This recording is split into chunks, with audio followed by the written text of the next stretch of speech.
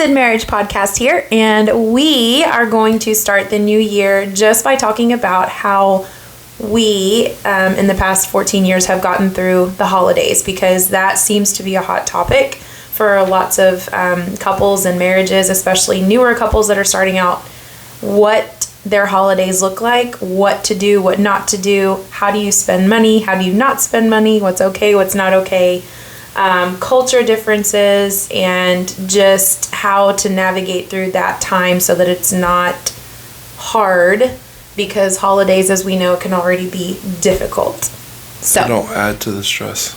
Right. We're trying to mitigate or just share our experience and how we got through, or how we're getting through, because, I mean, we just got through our 14th year of holidays with family. So, and thankfully this year it was a blessing. Yep.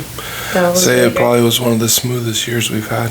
But there's a reason for that. And the reason is, and we'll get into it, but as difficult as it may sound and as tedious as it may sound, it's important to plan. And that's part of what we're going to try to explain and teach when it comes to getting ready for the holidays. And things we're still working on ourselves too, because we learn every season things that we can do better and improve on, things that worked well, things that didn't, things that we thought would work well, and things that didn't. And so we're going to start talking about that. And really the genesis for this is this was kind of a hot button topic for us when we first got married. Mm-hmm. The holidays from, let's say, October through the new year, honestly, was one of the most stressful times in our house. And probably the first few years before we actually had the conversation, but it's because there was so many expectations that were uncommunicated.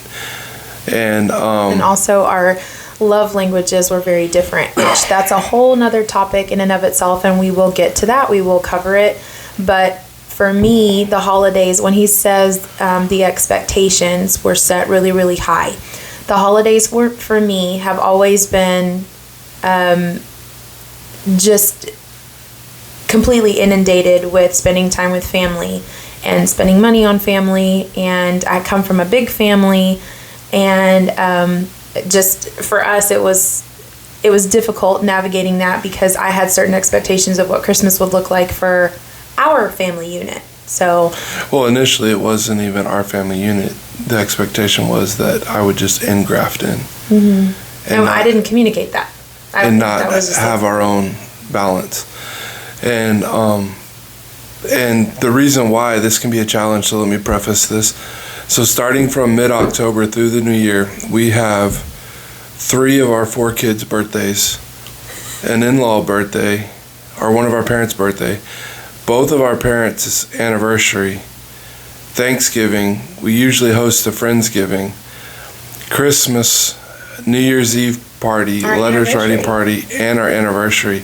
So we have like 10 events in the span of like literally 10 weeks. 10 to 12 weeks. Well, it's like 10 weeks because it's half of October. That's true. And on top of that, that's also one of the more challenging times with work too, because you're wrapping things up for work.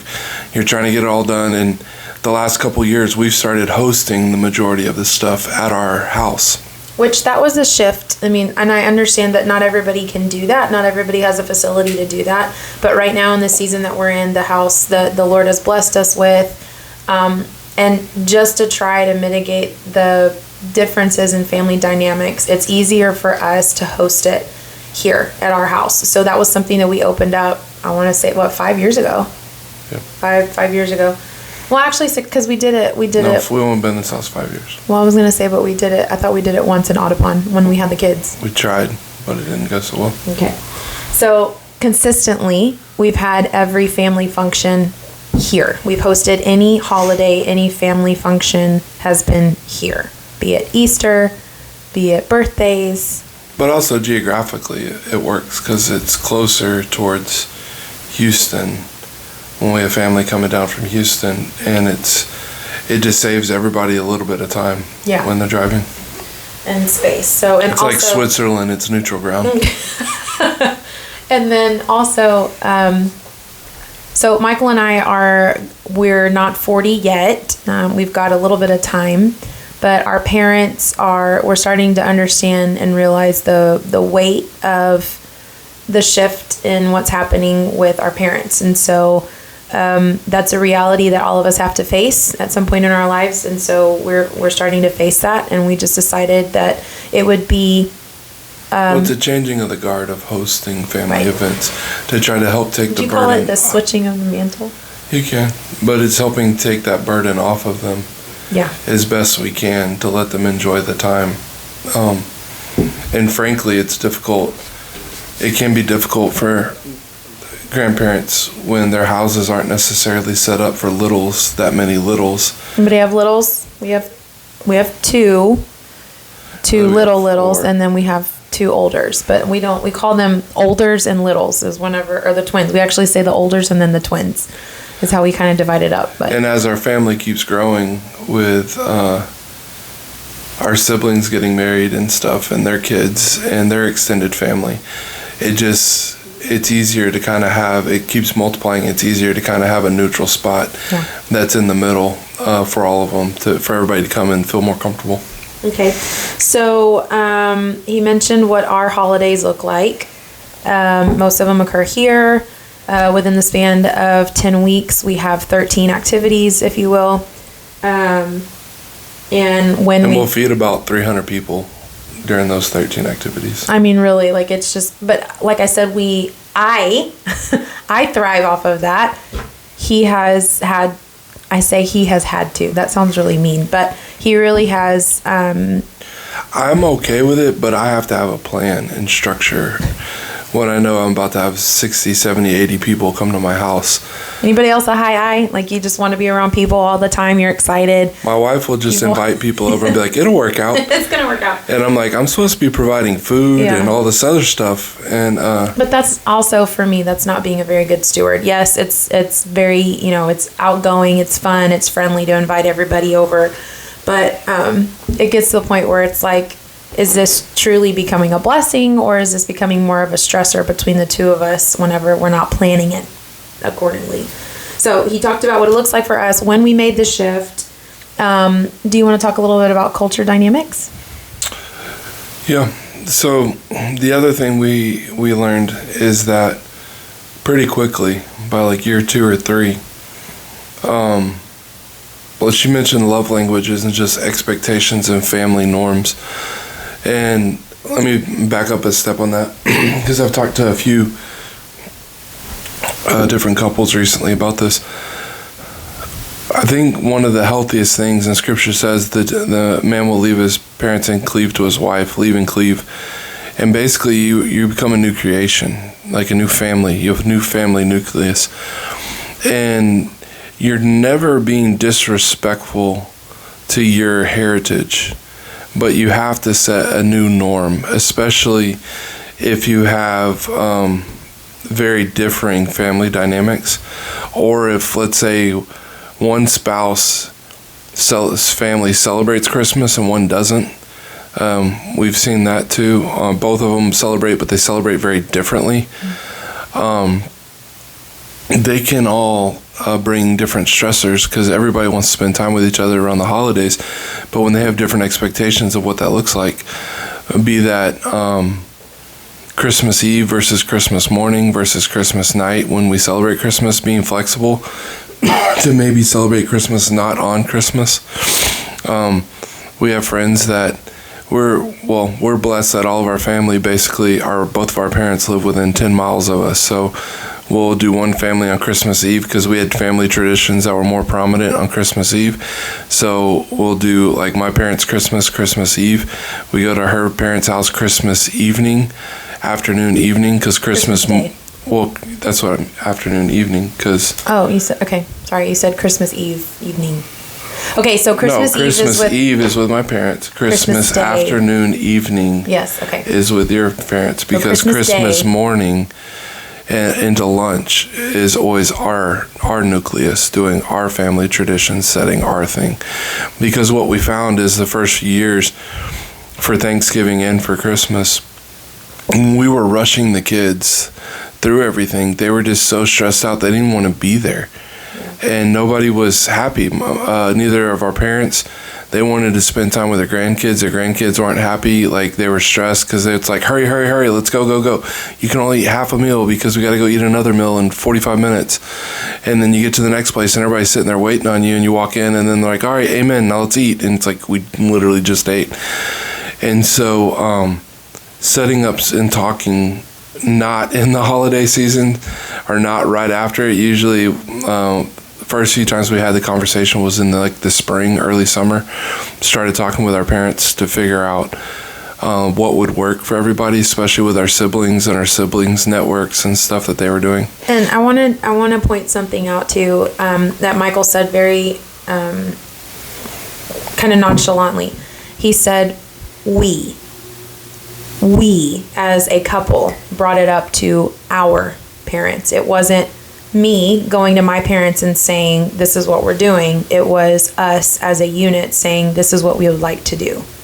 So I think understanding that once you get married, your spouse becomes your priority, and it's not the kids that cause you to become a family. It's the union that you've become with your spouse that make you a family. So I think it's very important to establish that, especially with parents, because like Michael had mentioned, in Scripture talks about leaving and cleaving to the husband leaving his family and cleaving to his wife. There needs to be boundaries, and that's part of that was something that I wanted to bring into it too, because boundaries was very, very difficult for my side of the family. It still is. We're still working through it. 14 years of being married, and boundaries is still a thing. And it's not a bad thing. It's just understanding where our parents stand when it comes to a relationship, when it comes to our marriage. And then just being very, I don't want to say the word firm, but just being very direct about what we're wanting. Consistent. Yeah, and consistent. That's the other thing. And just letting them understand that this is how we feel like we want to move with our family, and this is how we feel like we need to proceed forward. Well, what we forget a lot of times is that when you have a marriage, be it a new marriage or a marriage that's trying to set a new boundary, be it holidays, kids, whatever, it's new for everyone. Mm-hmm. And the longer you've been doing something a certain way, the harder it is to break that habit. Mm-hmm. And when it comes to parents have obviously, in our case, had set traditions for 20-something, 30 years, doing it a certain way, which is great. Like, that's our heritage. And it's not a knock on that, but when both sets of our parents got married, they established their own traditions. Mm-hmm. But it's different, and you got to be sensitive, and that's why I said not during the holidays. Right. You got to be sensitive to it, because especially when you have a really strong holiday traditions in your families, it can feel like you're telling them they're not enough, or you don't like them, or they're wrong, and like there's all kinds of emotions that can come up. And handle that gently, because you're not trying to alienate your parents or your loved ones. If it's, somebody else in your family, a brother or a sister or someone else that facilitates, because usually every family has one or two people that kind of takes that mantle of putting all the family gatherings together, and they're doing it out of love because they love seeing everybody. And keep that in the back of your mind. It's not a contest to see who can get their way. Everybody's doing it because they love each other, and that's how they show love and they feel loved. But sometimes relationships grow, right? And if you haven't had a boundary like this, or if you haven't had a talk like this, don't do it in the heat of the moment. Like, don't call 2 days before Christmas and be like, yeah, by the way, I'm not coming on Christmas. Like, that's a no-no. Don't do that. And because both of our moms carried the mantle for both of our families when it came to the holidays. They still do. And they still do, but they're starting to merge it to ours because it's just so much. It is, yeah. And both of our family dynamics have changed so much. People have gotten married, people have passed away, people have moved, out of the area. And logistically, it's a lot more challenging to coordinate that many schedules. Right. And the other, I guess you can say, pro tip is you're not going to please everyone. somebody's not going to be able to come. Somebody's going to get their feelings hurt. We can get to some of those logistical and tactical things later. But just understand it's okay as long as you and your spouse are on the same page and you're doing it out of love, not out of trying to show like I'm domineering the family. And that was never our intent. Our intent was to make sure that we establish a culture for our kids that focused on Christ for Christmas. And for Thanksgiving, focused on less stress for our parents. Because, I mean, it's a lot to feed that many people. And if they're trying to cook meals for that many people on top of everything else, like that's, we can divide and conquer. And anyways, but the boundary part it's very important. And boundaries aren't like, you put boundaries up to keep people safe, not to keep people from doing something fun. And I feel like a lot of times, especially now, with therapy and, all of these different outlets that our generation has really fed into, don't use boundaries as a weapon. Right. It's not a weapon. It's just establishing a safeguard for your family unit. It's establishing the norms for your family and the ground rules for your family. I like that, the norms. How you want your family to operate. Right. And we had this conversation a lot, frankly. One of the things that hyper drove this for us was during COVID. Because both of our parents had some health challenges at different times. And we couldn't stop working. So we had to have conversations about, and it wasn't mean, but boundaries around, like, if we want to come see you, how can we come see you? How do you feel comfortable? How do you feel safe? What are your plans for this and that? If you get really sick and you need to be transported, like, do you want me to do it? Do you not? Like, how do you want that? And there were, more, if you want to call it business type discussions, but it was out of love. It wasn't out of, spite or anything.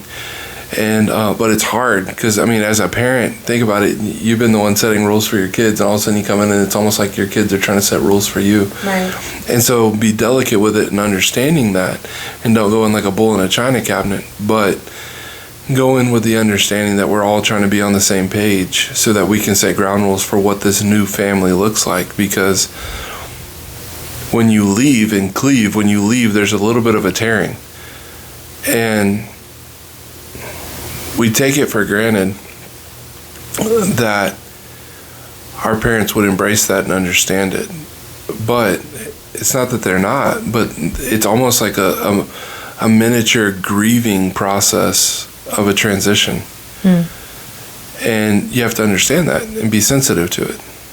So what is something practical that you can do when it comes to holiday planning?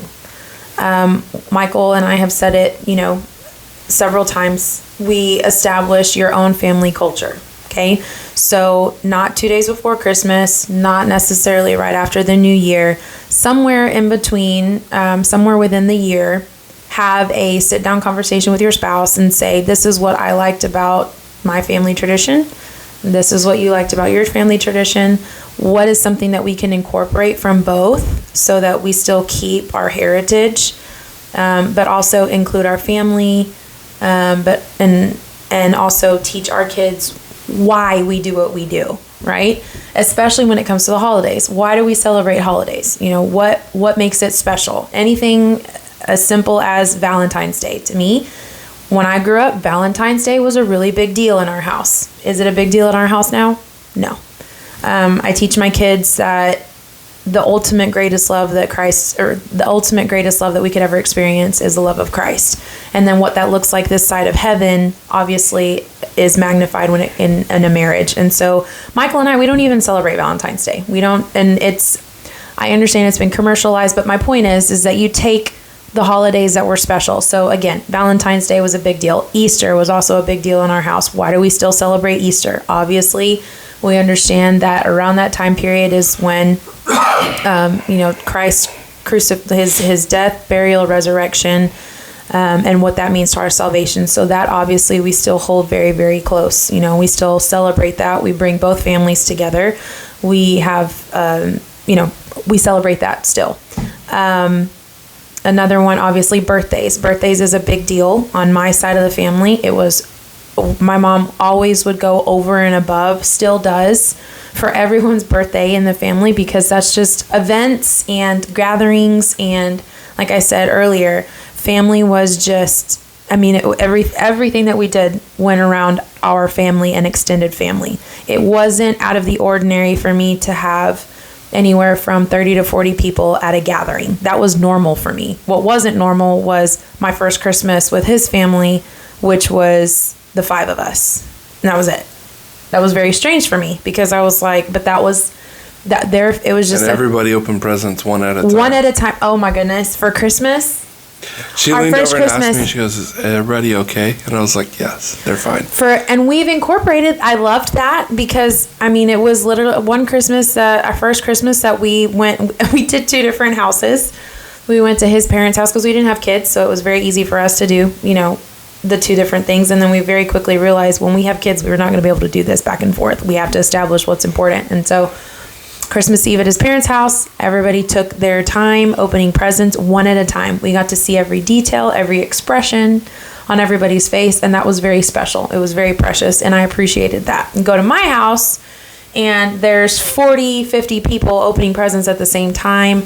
4 different aunts are bringing in bags, and I'm talking like the contractor size trash bags of wrapped gifts. Everyone had anywhere from 7 to 10 gifts a piece, and very quickly Michael was just like, "What?" I mean, and it was chaos, but it was fun. That's what we knew. I mean, that was the norm. Some of the gifts weren't even labeled. People opened them and then realized they were for somebody else. But that's what made it fun. I mean, it was just 2 totally different family dynamics happening, and very quickly we realized, okay, we need to sit down and decide what do we want to incorporate from both. So we then established our family culture, and when we had Sophia, we put that into practice. We we started allowing her, even at her young age, whenever she was starting to get old and grow, just incorporate those things that we learned from both the family dynamics and both family traditions. So one of the things that was honestly a rub for the first few years for us, that it took us a couple years to get over, I absolutely love decorating for Christmas, because that was something my mom and I did every year, and it was something that was special to me. My wife hates decorating for Christmas. To me, and growing up, why? Well, I'm about to get to it. Okay. To I'm me, not though, Grinch. She's not Grinch. It's about, you'll understand my next point. To me, the best part about decorating was having my dream, and actually the reason we bought this house was so I could have a 12 to 14 foot Christmas tree. Like, as shallow as that sounds. And that's something I've always wanted since I was a tiny kid. I loved Christmas trees. And I love when they're decorated with the lights and leaving the rest of the lights in the house off and seeing the glow and all that. I love that. My wife never had a Christmas tree growing up, really. They had manger scenes, because in their culture growing up, which is more accurate to be around the manger. Now, they didn't have a manger. They had Israel. And if I can, I'll splice in a photo of the nativity that her mom sets up. But it literally fills up basically an entire garage. The nativity is almost an entire garage size. I mean, you're mathematically inclined. Can you give dimensions? If a room was 10 by 12 or 12 by 10? No, the room that it was set up in last time was 20 by 22, and it filled up almost the entire room. Right. So there was maybe 3 feet where people could move in and out of the room, but the rest of the room was taken up by this nativity scene. And that has been something that has been passed down since my mother was a child. My great-great-grandmother would dress up as Santa Claus, and she would deliver gifts to the children in el vecindario, or the neighborhood. And they would gather around el pesebre, or the nativity, and they would sing songs. And so that was a really big deal. She still does that. And every time I go over there and see her decorate, she's like, "Don't you dare throw any of this away. This is yours. This is our tradition. This is our culture. This is our family. Do not throw it away." And so, of course, I'm like, I've got to find somewhere to put this stuff because I'm going to keep it. But the kids love it. But going back to why I don't like decorating for Christmas, it's because if you know my mom, she is incredibly gifted at decorating, and Christmas is her thing. And Michael said we didn't have a Christmas tree.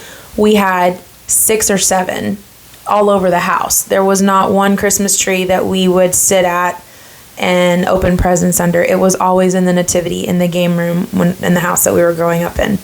And so when Michael says, you know, we didn't have a Christmas tree, no, we didn't. We had 6 or 7, and each one of those Christmas trees had a theme that was decorated. And my mom, to this day, I mean, she's just over and above when it comes to gifting and talent when it comes to decorating. And I don't fit that expectation. I don't. And that's something I told Michael, I was like, I don't want to feel like I'm failing at decorating.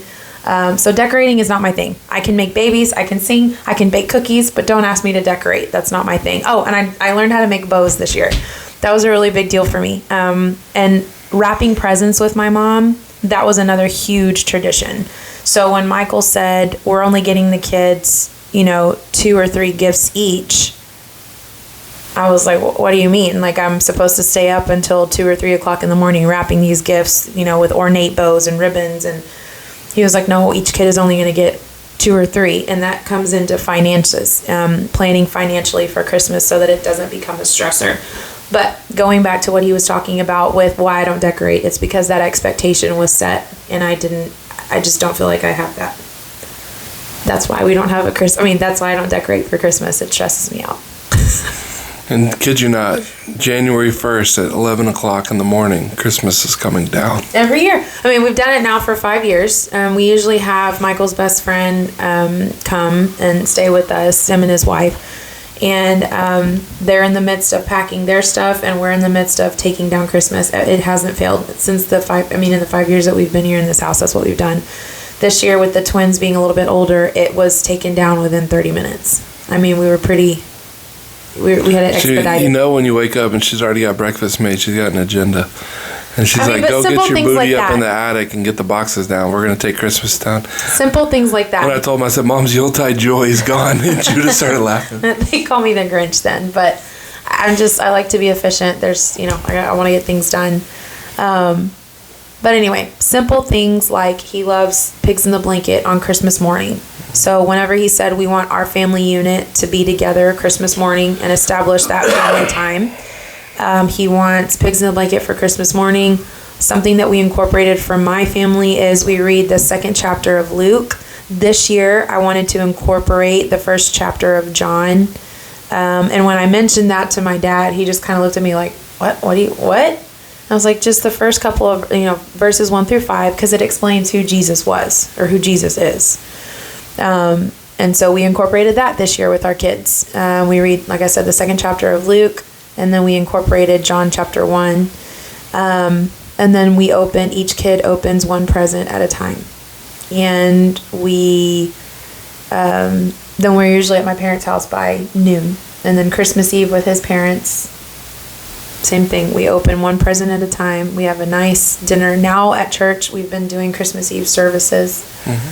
So it's just, in his family, Christmas Eve service, the first, I want to say 10 years we were married, was at his family's church. And that was a big shift for his family in coming to our Christmas Eve service. And they've been very, very gracious in doing that. But it's because they understand the value of all of us being together. It's not necessarily about tradition. It's about all of us being together. And you're usually singing.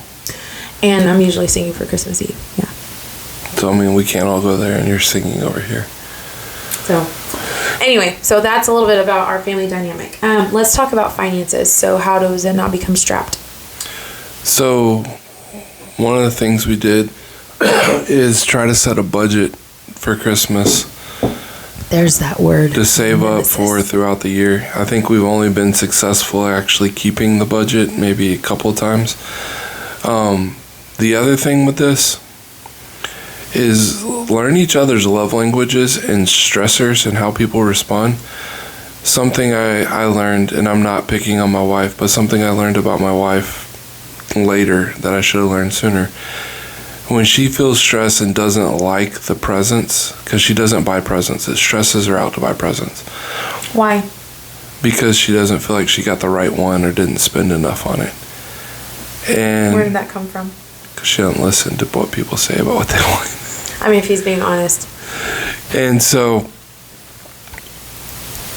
I took over buying the presents, because that is something that I actually really enjoy, and it used to make me mad.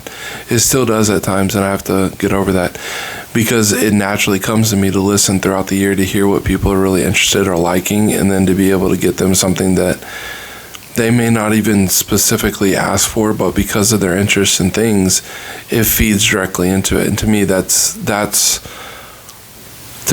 what gift giving is about, because it's like Christ doesn't give us what we ask for, he gives us what we need. Mm-hmm. And that's why I enjoyed that aspect, but I also am able to control the budget a little bit better, because now I buy them all. But when we were both buying presents, I realized real quickly that when my wife gets stressed, she just buys more. And it doesn't matter if it's something they want or like, she just buys more and just keeps buying more until she runs out of time. And so it became a stressor for us, because not only the financial side of it, because then it was like, we're on budget. All right, maybe we're a little over budget. Now we're way over budget. Like, I mean, Christmas Eve, it's just like the budget's blown. And so establishing that up front and then taking on the mantle myself of ordering them. The other thing that I did is I started ordering them online, where I can track, where it's not emotional.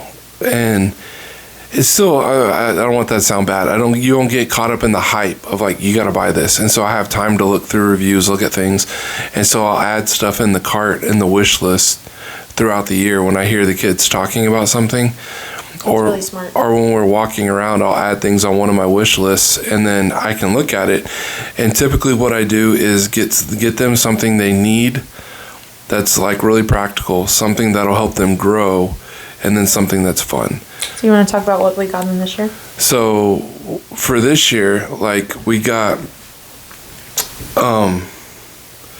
what they needed, and it was very practical. We have pretty intense, and this sounds silly, but we have pretty intense arguments and passionate discussions and fights in our living room over blankets when they all go to the couch, because they all fight over them. So I went through and I found adult size 5 foot by 7 foot fleece, super plush fleece blankets for every kid that goes to their liking. So like a gamer blanket, a sushi blanket, a unicorn princess blanket, and then a cow print blanket. So now they all clearly have their own blankets, and so there's no arguing. And they loved it. They were so. I mean, and I have to be honest with y'all. When I saw these gifts that Michael got them, I was like, really? A blanket? And he was like, just watch. Those kids were so excited about those blankets. I was like, man, I couldn't get them this excited about anything. And then, but the wish list idea, and I encourage you to do this throughout the year. This has been something we've been seeing more and more often, especially with birthday parties, is that friends will send their kids wish list. But something on the wish list that maybe wasn't, purchased, you can save that for Christmas. Or something that was very frugal, that's very wise, that I've seen people do too, is like, if you have a kid with our kids, they have so many gifts that come in throughout the year, especially in their birthday. Our kids are just very, very blessed. But when that happens, not very often, I know this sounds really sad, but we've done it before, where if they have a surplus of gifts, they don't even keep up with what they have. We'll hold 3 or 4 of those gifts and either give them at some point as a reward throughout the year, or, give it to them at Christmas, because they wouldn't have seen it anyway. And the reason this comes, what we saw is when let's say they had, and this is because we're very involved in different activities in the community, so a lot of people are very invested in our kids, and it's a huge blessing. It's huge. So people just show up and drop stuff off, and we just get packages that show up and just different things. And having said that, what we saw is, like, if they get 20 or 30 birthday presents. That's not an exaggeration. It's realistic. They don't play with half of them, or they play with one for 2 seconds, go to the next one, play for 2 seconds, go to the next one, and then it just sits there and rots. And what we found is if we keep it to like 4 or 5 things that they actually play with, you kind of see what they engage with. We let them play with it, and then within, a month and a half to 3 months, their attentions kind of start moving on. Then we bring out a couple of other ones, and they're like, oh, and they get all excited, and they start playing with those, and then we'll recycle the other ones and take them and donate them, and just keep them moving through so they still see all the toys, but they're not so overwhelmed. There was a point, I remember spanking them because they got so much, they just started breaking toys because they wanted more toys when they were real little. I remember tearing their heinies up and just emptying the room out and be like, you're not getting anything else. And they're like, what do you mean? Like this, they'll buy us more toys. It's like, no, you're not getting anything else. That was a comment that was made, and I think it comes from a mistake that I made, and that was these things are disposable. I didn't say that, but I think whenever they heard me say, "Oh, my watch band broke, I'll just get a new one," to them that just meant, okay, well, all of this stuff is replaceable, which in reality we know that it is. However, it's the person that's behind it that gave them that gift. And Michael, will you share what you taught Judah the other day? Which one? The clothing. So, my son the other day had a fit because we were going camping outside I was able to go camping. And in a tent. And so I told him he needed to wear a long sleeve shirt. And he just went on a rant about how he didn't have any, he wasn't going to wear any, he didn't this, he didn't that. And I was like, buddy, I know you got like 4 or 5 long sleeve shirts for Christmas. Just go get 1 or 2 of them. And he's like, well, I don't like to wear them. You can take them all back. And then I jumped on him a little bit. And then I got onto him. I said, go find them. And he's like, yes, sir. So I went and got 2 of them, brought them down. Then as I was about to go shower, I felt like the Lord had told me to do something with him. So I called Judah in there, and I brought him in our closet, and I had him stand by the end of my clothes rack. And I pulled off about 10 shirts, and I had him put his arm out, straight out, and I started hanging the shirts on his arm. And it wasn't that bad at first, but after about the 5th or 6th shirt, 8th, 9th, 10th, and we had 10 shirts hanging on his arm. I was like, Dad, these are heavy, because they were all long sleeve, like plaid and wool shirts. I said, Judah, those are all shirts that people gave me for Christmas over the last 3 years. And I said, look at them. And to be frank, most of them still had the tags on them. I said, they're the wrong sizes. They don't fit. They didn't have the where you could take them back. They didn't have the tags. They didn't have the other stuff. They, wrong styles, like just different things that. And I said, you feel that weight that's in your arms? He goes, yeah. I go, that's the weight of the sacrifice that those people made to get you that. Mm-hmm. And I said, sometimes I get frustrated too, that people will buy you something that doesn't even fit, and they don't ask, or they don't. I said, but that's selfishness. It's the fact that they took the time to think about you, and they took the time to spend resources that they had to get you something. And what we're called to do is be good stewards of everything that God's entrusted to us. And right now, that's shirts and toys for you. And if you don't, or your clothes and toys. I said, and if you don't take care of your toys and your clothes, what are you going to do later on when God entrusts you with a family or a house or a job or something else? It starts with this. And I started pulling the clothes back off his arm, and he just started bawling, crying. And he came up and gave me a hug, and he's like, I'm so sorry. I was like, son, I'm not saying this for you to be in trouble. You just need to understand. I said, obviously, mom and dad aren't doing a good enough job teaching you, because you have this idea. Because I didn't want him to think I was trying to shame him, but I wanted him to understand. And he just kept crying. I said, you know what, you can sit over here. And he went and was standing in the corner of the closet. I said, you can have a moment, stand over there. But take a moment, clean yourself up, then go shower and get ready for bed. I said, you can feel the emotion and you can feel the sadness, but you don't need to sit and wallow in it. You're not a bad kid. You didn't make you're not a bad person. You made a bad choice. Move on. God forgives you. We forgive you. Move on. And we'll keep going forward. And that was kind of the end of it. And he didn't really argue or fight about it anymore. But it was giving him a physical representation of the weight when somebody else is purchasing something for you. And, you know, we've had neighbors or we've had friends that just stop by that we hadn't seen in 6-8 months that give stuff to them, and the kids will be like, is that all I get, or is that this, or I wanted my own present. And then as soon as they leave, you tear their butt up, right? And you talk to them about it right there in the moment, because once again, it's setting boundaries and expectations. You're not just setting them outside your house, you're setting them in your house. Because if your kids are getting to the point, or your family members in your house are getting to the point that they're expecting stuff, that's entitlement. That's not biblical. We receive blessings from God. We don't demand them. Every instance where people started demanding them, that didn't end well. And so easily, especially during the holidays, to slip into mine, me, I want more. Well, so-and-so got this and so-and-so got that. Judah's on a PS5 kick and him and Soph are on a 3D printer kick. And it's like, I'm not going to buy it for you. What did I tell him I'd give him? You'd give him an installment. A business line of credit. A business line of credit, yeah.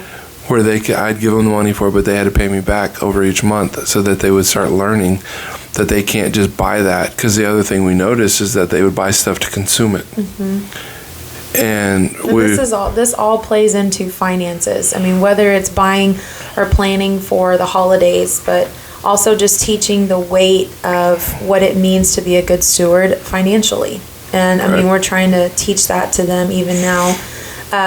A big deal for us now is getting coffee. Like, we go to our favorite coffee shops, and something that, I understand, if a kid does well, they don't necessarily, if they get a good compliment at school, they don't have to have a reward. They are supposed to behave in school. But the other day I asked him, because we were all together, and I said, hey, let's go get the kids coffee. And we ended up spending, $50-$60 on the coffee. Was that a good investment?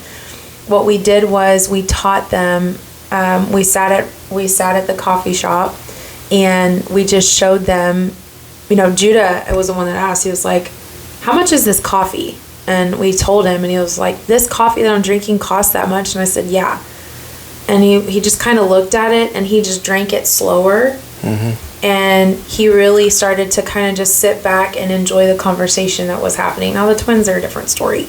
But we're teaching them the value, number one, of what the Lord's entrusted, but also using every moment, whether it's finances, whether it's holidays, whether it's attitude, but just using every moment to teach them what God would ask us to do. What did he say today at dinner?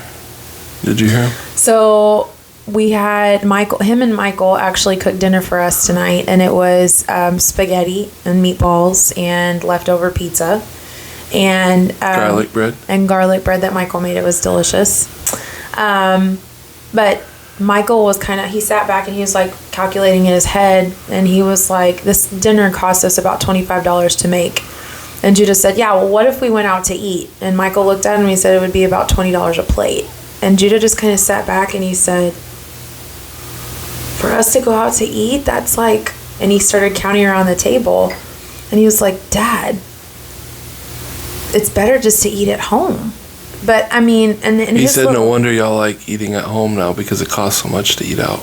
I mean, and that's not something we said. I mean, that was just having a conversation, but teaching them the importance of, and this was, this episode is about holidays, but incorporating and understanding that finances it rolls into that, and teaching kids the importance of understanding that money is not your God, right. That money is a tool. Right. God gave us the opportunity to understand finances mathematically and the institution of it as a tool, much like anything else, but it's a tool, and that it can't be your ruler. But it does tie in, because like when we did, so another practical tip, we used to try to do all the things, all the light shows, all the Christmas lights, all the ice experience, the College Station one, the Moody Gardens one, This year we went to Dewberry Farms. Well, that's what I was going to say. So this year we did one. The last couple years we've done one. And the kids asked, and we did Dewberry Farms over there off I-10 in Brookshire. Yeah. And the tickets weren't that expensive, but it was that weekend or that night ended up being pretty cold. And it was actually pretty good bang for your buck. But because everybody's growing, we ended up having to get new outfits for everybody because we were going to be outside for like 6-8 hours. And it was last minute planned, which goes back to planning. And so we ended up having to eat on the way. Which put him in a bad mood because it wasn't planned. And I'm still, like I said, I'm still learning that. It's important if you have someone that is, very type A, which I am type A. I like planning. But when it comes to that, this had to do with a friend came over and was like, hey, we're going to go to Dewberry Farms. I said, I've never been. That's an experience. I want to have that. And she's like, the tickets are on sale. They're only $35 a piece or something like that.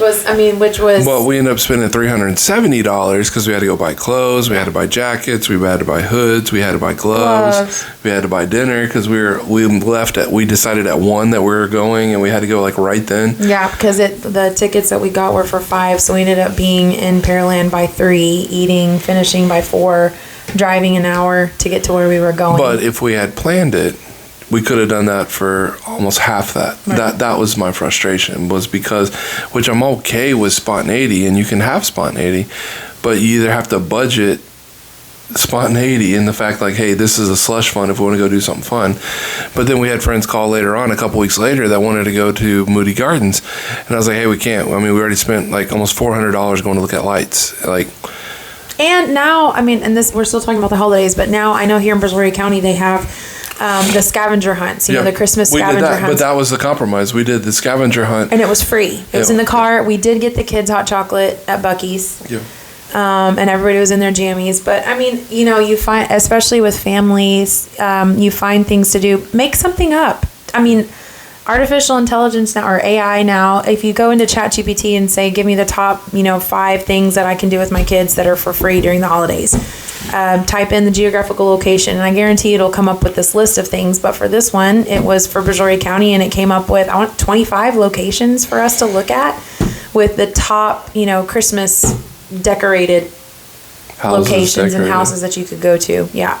So, and that was a lot of fun. The kids loved it, and it was free.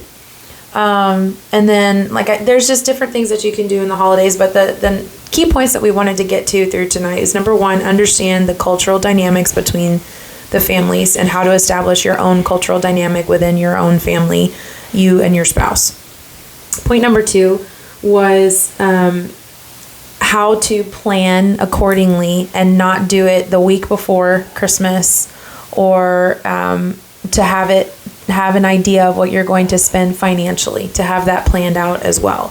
So we had a bigger idea for next year. We're talking about doing a Christmas cruise. And So we actually already talked with our families, because it's going to be a huge shift if we do, because we actually wouldn't be here on Christmas.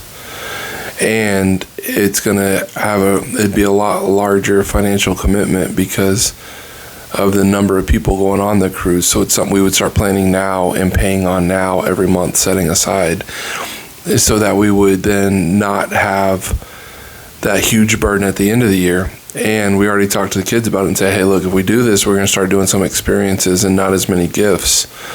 So that way we can go, spend time together as a family.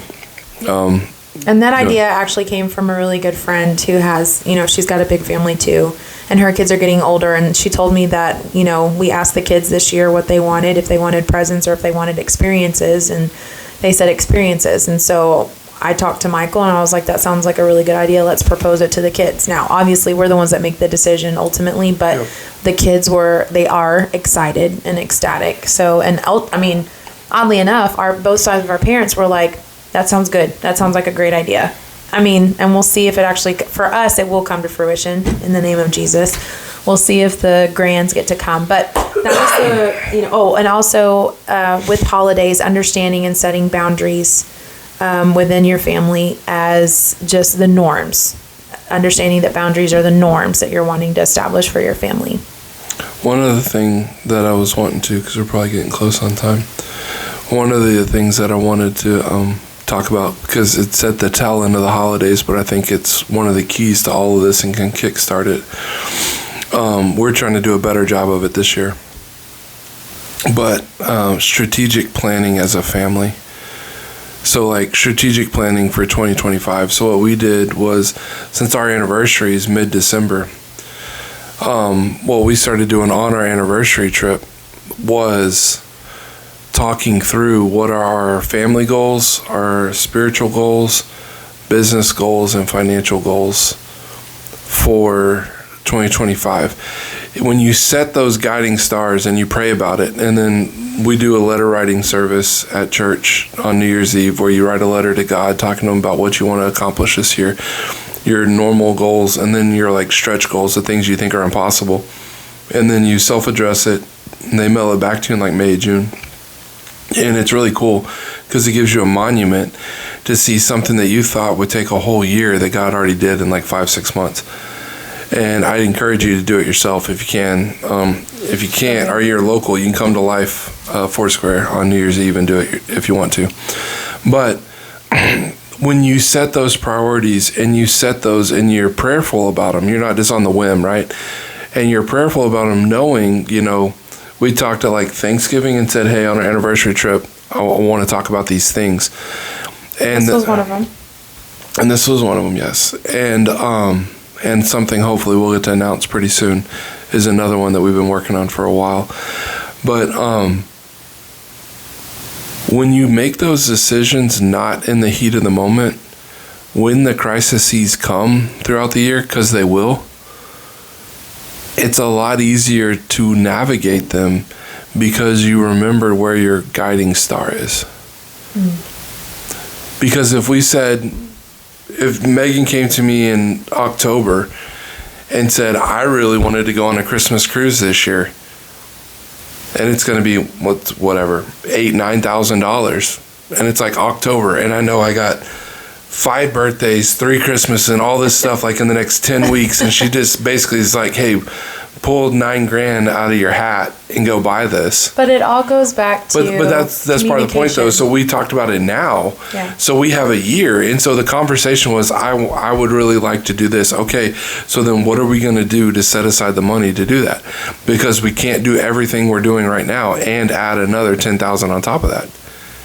Whatever it is. Let's just say I didn't like to hear that, by the way, but that's the reality. Yeah. And it may not be, if you already cut it down and you're like, look, I already pared everything else down. Okay, well then what can we add? What income stream can we add? DoorDash. I need to go back to it. But that's the reality of the conversation, right? And if you say, hey, look, for some people it's, we haven't gone on a vacation in 6 years.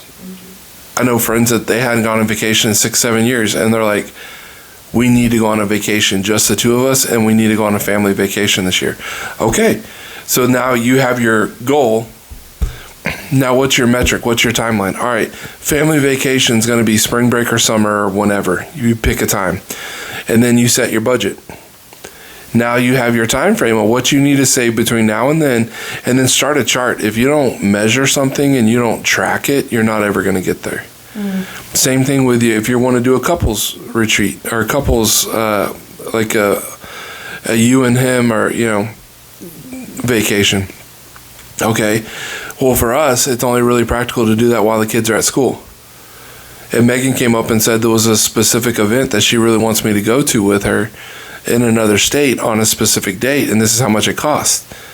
And I was like, okay, well, there's our 2 trips for, like, if we're going to try to do 2 trips for a year, which we haven't done 2 trips in a year in a long time, like, now we know what our budgets are and when the due dates are, so now we got to start figuring out how we're going to raise that income. And then when something else comes up, fill in the blank. Your car battery. Well, yeah, my car battery died today. Anyways, but, I mean, that's something you have to move. But I'm saying when something like comes up, right? A new shiny TV, if I want a new shiny TV or a new gadget, let's say, or something, a new production piece of equipment for the podcast to make it easier for me. Pivo for me. She wants a Pivo. That's a perfect example. Okay, well, do you want to go spend $600 on a Pivo, or do you want to go to this event that we talked about going to? Like, until we get these taken care of, like, if these are our non-negotiables that we felt like the Lord was telling us to do, these have to come first. Because what we found was we had these great ideas, but then it was the little foxes that spoiled the vines, the pivos or the TV or the wanting to take the kids on this experience here, then kept us from being able to go do this. Yeah.